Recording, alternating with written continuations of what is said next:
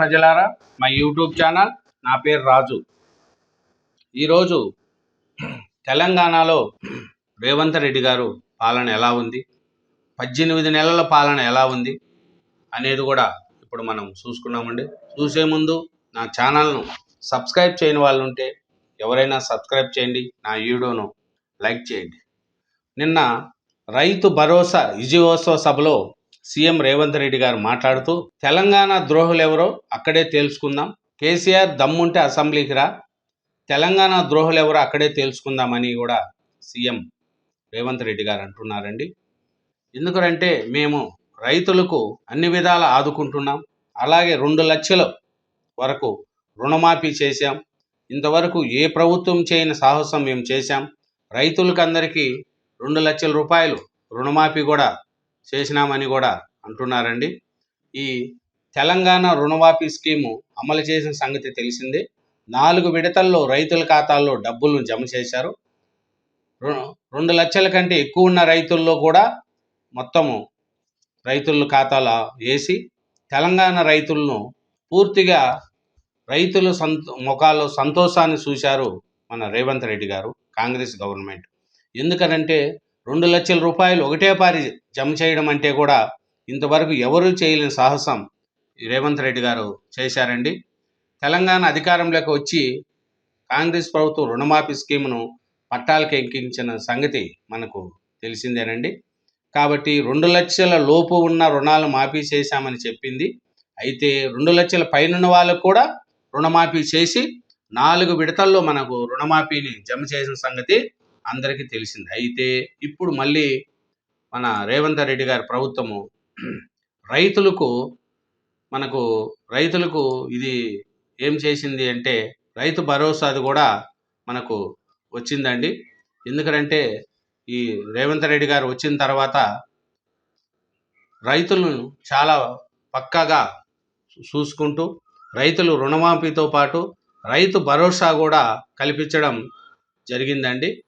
ఇది మన రేవంత్ రెడ్డి గారి పాలన ఉండేదండి.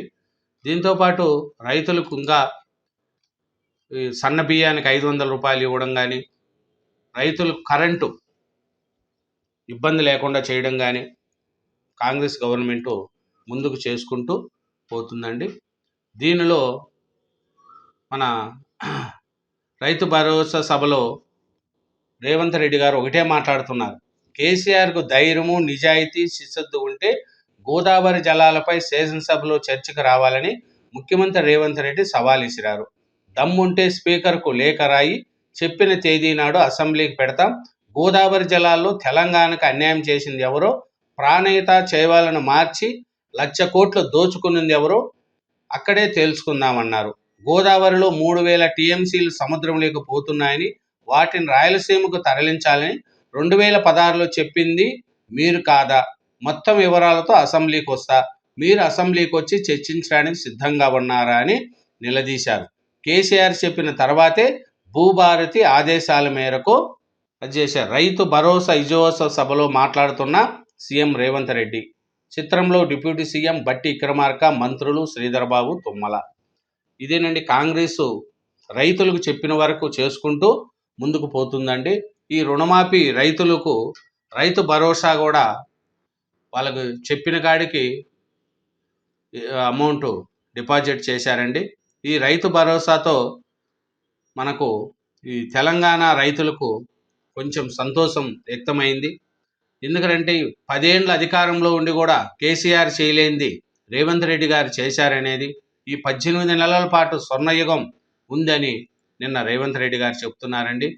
ఎందుకు ఏమి అంటే రైతులు సంతోషంగా ఉన్నారు అనేది కూడా తెలుస్తుందండి.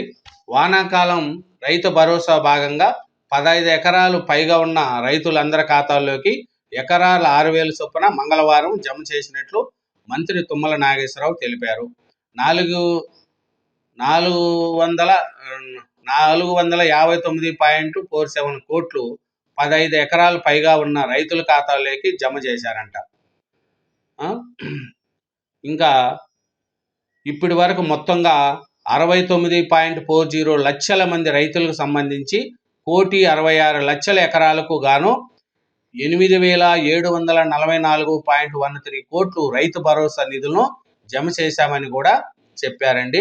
ఇది రైతులకు కాంగ్రెస్ ప్రభుత్వము చేసిన అదే అండి.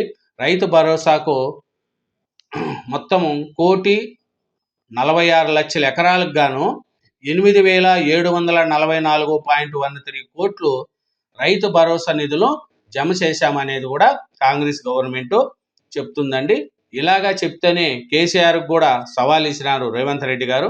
నీకు దమ్ముంటే అసెంబ్లీకి రా, తేల్చుకున్నాం. కాంగ్రెస్కి ఎవరు ద్రోహం చేశారో ఏమనేది కూడా చేసుకున్నాం. అలాగే 10 ఏళ్ళ అధికారం కాంగ్రెస్దే. ఇప్పుడు పార్టీలో కష్టపడి పనిచేసే వారికి వచ్చే టర్మ్లో ప్రభుత్వ పదవులు. ఏమంటున్నారంటే రేవంత్ రెడ్డి గారు, 10 ఏళ్ళు మందే అధికారం, ఇబ్బంది పడాల్సిన పని లేదు. ఎందుకంటే రైతులకు రుణమాఫీ చేశాం, రైతు భరోసా కింద కూడా ఇస్తున్నాం, రైతులు సన్నబియ్యానికి డబ్బులు ఇస్తున్నాం, అన్ని విధాలా మనకు ప్రజలకు మంచి చేస్తున్నాం, 6 గ్యారెంటీలను కూడా అమలు చేసుకుంటూ పోతున్నాం.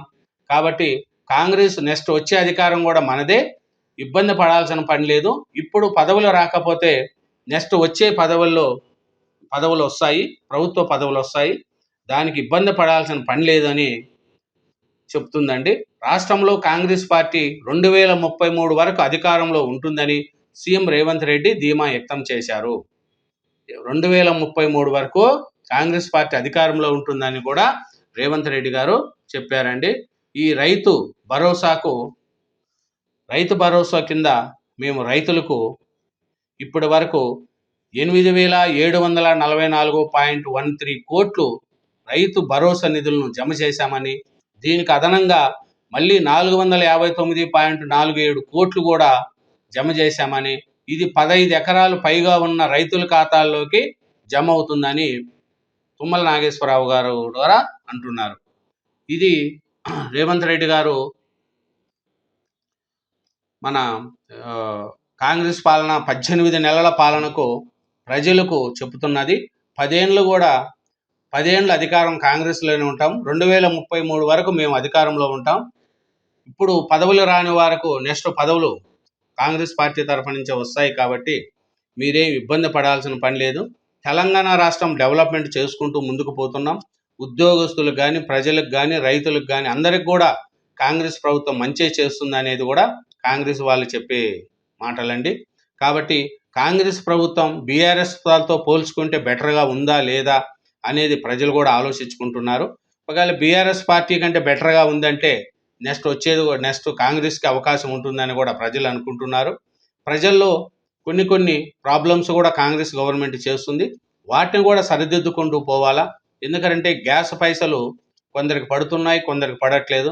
ఇది 500 యూనిట్లు, అది 200 యూనిట్ల లోపు ఉండే కరెంటుది కూడా కొందరికి కరెంటు బిల్లు 0 వస్తుంది, కొందరికి కరెంటు బిల్లు 0 రావట్లేదు. ఇది కూడా చాలా ఉంది. రేషన్ బియ్యం, సన్న బియ్యంలో కూడా క్వాలిటీ అంతగా లేదనేది కూడా జనాల్లో చెప్పుకుంటున్నారు. ప్రజలకు ఉచిత బస్సు ఆడవాళ్ళకు మంచి అవకాశం ఇచ్చేది కాంగ్రెస్ గవర్నమెంట్. అది కూడా ప్రజల్లో మంచిగా ఆడవాళ్ళు ఉత్సాహంగా సంతోషంగా ఉన్నారు. కాబట్టి ఈ చిన్న పొరపాట్లు కూడా నడుస్తున్నాయి.